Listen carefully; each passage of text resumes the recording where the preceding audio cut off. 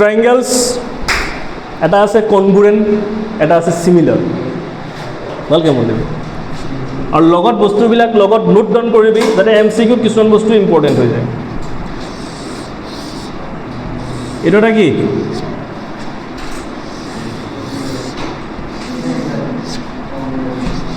A B C P Q R দুটা triangle.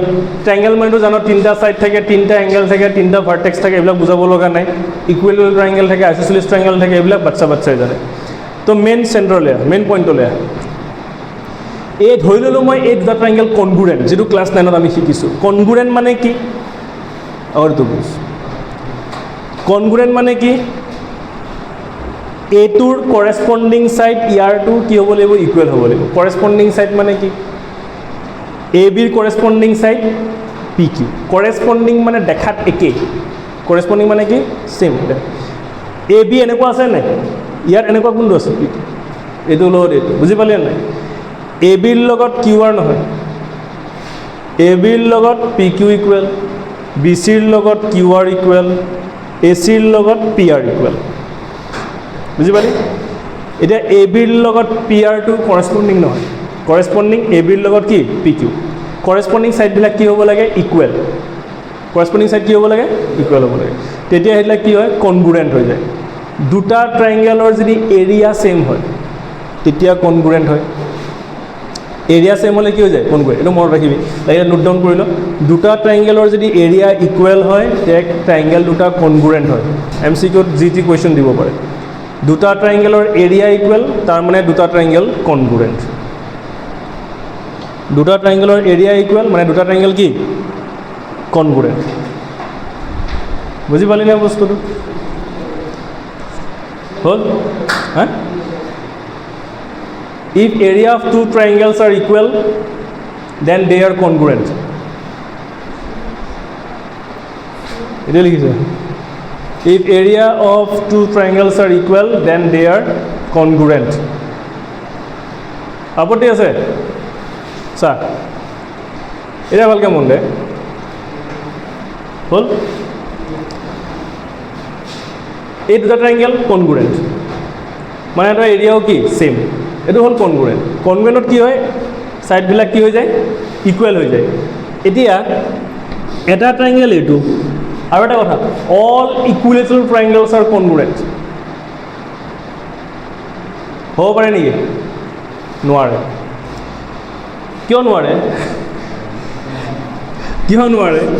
কাৰণ all equilateral triangles R similar হয়। মই কৈ আছোঁ, এইটো এটা ইকুইলেটাৰেল ট্ৰাইংগেল ABC, ABC, এইটো 3, এইটো 3, এইটো 3 হৈ গ'ল ইকুইলেটাৰেল। আৰু এটা ইকুইলেটাৰেল ট্ৰাইংগেল এইটো, এইটো ধৰি লওক PQR, এইটো 6, এইটো 6, এইটো 6, দুটা কনগ্ৰুৱেণ্ট হয় নেকি? এই 3ৰ লগত 6 ইকুৱেল হয় জানো? নহয়। ইকুৱেল ট্ৰাইংগেল কনগ্ৰুৱেণ্ট নহয়, কিন্তু চিমিলাৰ হয়। চিমিলাৰ বস্তুটো কি বুজাই আছোঁ? এইটো এটা ইয়াতে বুজাই দি আছোঁ। চিমিলাৰ মানে কি?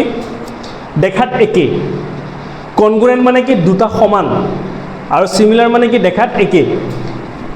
এইটো এটা ট্ৰাইংগেল আৰু এইটো এটা ট্ৰাইংগেল চিমিলাৰ হ'ব পাৰে, চিমিলাৰ হ'ব পাৰে, কিন্তু কনগ্ৰুৱেণ্ট কেতিয়াও নহয়। ভালকৈ মন দে। দুটা ট্ৰাইংগেল চিমিলাৰ হ'ব পাৰে। চিমিলাৰ প্ৰপাৰ্টি কি? কৰেছপণ্ড ছাইডছবিলাকৰ, এইটো বুজাই আছোঁ। ইয়াত কি আছিলে? কৰেছপণ্ডিং ছাইডছবিলাক ইকুৱেল হ'ব লাগিব না। ইয়াত কৰেছপণ্ডিং ছাইডৰ ৰেচিঅ'টো ইকুৱেল হ'ব লাগিব। এতিয়া ভালকৈ বুজ কি বুজাই আছোঁ মই। ৰেচিঅ' মানে কি? A2/A2 equal to A2/A2 equal to A2/A2 হ'ব লাগিব। বুজি পালি নে বস্তুটো? A2/A2 3/6 কৰিলে কিমান আহে? হাফ। A2/A2 3/6 কৰিলে কিমান আহে? হাফ। A2/A2 3/6 কৰিলে কিমান আহে? Half. Half half half same আহিছে, তাৰমানে দুটা ট্ৰাইংগেল কি? চিমিলাৰ। কিন্তু কনগ্ৰুৱেণ্টত এইটো যদি 6, এইটো 6, এইটো যদি 6, এইটো 6, এইটো যদি 6, এইটো 6 ছেম হ'ব লাগিব, সমান হ'ব লাগিব। কিন্তু ইয়াত কৰেছপণ্ডিং ছাইডৰ ৰেচিঅ'টো ইকুৱেল হ'ব লাগিব। মানে A2/A2 কৰিলে যি পাম, A2/A2 কৰিলেও ছেম পাব লাগিব, A2/A2 কৰিলেও কি পাব লাগিব? ছেম পাব লাগিব। বুজি পালি নে বস্তুটো? সেইকাৰণে চিমিলাৰ ট্ৰাইংগেলছবিলাক কনগ্ৰুৱেণ্ট হ'ব নোৱাৰে।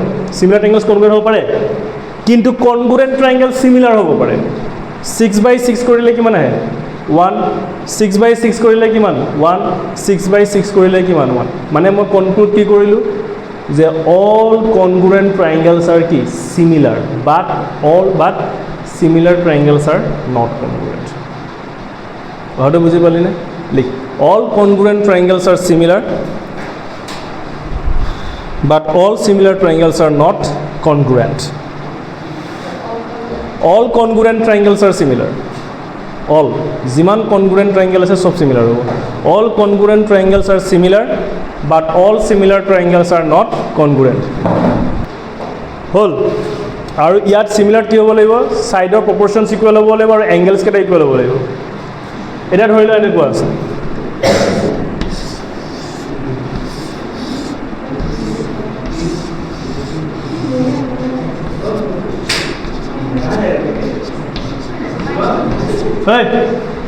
এইটো ফিগাৰ স্যাৰ এইটো ফিগাৰত এইটো দুটা কি হয় সিমিলাৰ হয় নে নহয় সিমিলাৰ মানে দেখা দেখে লাগিছে কিটা টেনচাৰটো কি লিখিব দেখা দেখে নাই হোৱা কাৰণে এইটো সিমিলাৰ নহয় দেখা দেখে নেকি এইটো তেৰা এইটো সিধা দেখা দেখে হৈছে জানো সিমিলাৰ মানে দেখাত পুৰা একে হ'ব লাগিব দেখা দেখে হৈছে জানো নাই হোৱা নট সিমিলাৰ তে এনসাৰ হেতু নহয় যে দেখা দেখে নহয় কিন্তু এটা প্ৰপাৰ্টি ইয়াত সিমিলাৰ হৈ আছে স্যাৰ কৰেসপন্ডিং সাইড স্যাৰ 2/4 কৰিলে কিমান আহে হাফ 2/4 কৰিলে কিমান আহে হাফ 2/4 কৰিলে হাফ 2/4 কৰিলে হাফ তে সাইডৰ প্ৰপৰচনটো ইকুৱেল হৈ আছে সাইডৰ প্ৰপৰচন ইকুৱেল হ'লেই নহ'ব এংগেল বিলাকো ইকুৱেল হ'ব লাগিব এংগেল ইকুৱেল হৈ আছে নেকি ইয়াৰ এংগেল ইকুৱেল জানো কৰেসপন্ডিং এংগেল ইকুৱেল হৈ আছে নেকি নাই হোৱা যদি কৰেসপন্ডিং এংগেল ইকুৱেল নহয় তেনেহ'লে এইটো সিমিলাৰ নহয় কথাটো বুজি পালি মানে সিমিলাৰ হ'বলৈ হ'লে আল্টিমেট কথা সিমিলাৰ হ'বলৈ হ'লে কৰেসপন্ডিং সাইডৰ প্ৰপৰচন প্ৰপৰচন মানে ৰেশিও কৰেসপন্ডিং সাইডৰ প্ৰপৰচন ইকুৱেল হ'ব লাগিব আৰু এংগেলছ ইকুৱেল হ'ব লাগিব ক্লিয়াৰ সিমিলাৰ হ'বলৈ হ'লে কৰেসপন্ডিং to a similar figure হ'বলৈ হ'লে কি হ'ব লাগিব corresponding sides the proportion of corresponding sides are equal and corresponding angles are equal proportion of corresponding sides are equal and angles are equal corresponding angles are equal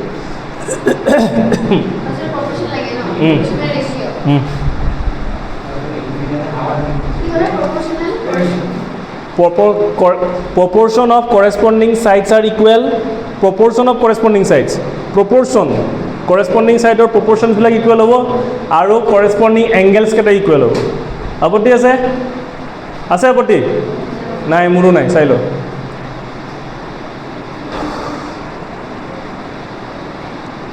এতিয়া হল এখিনি হল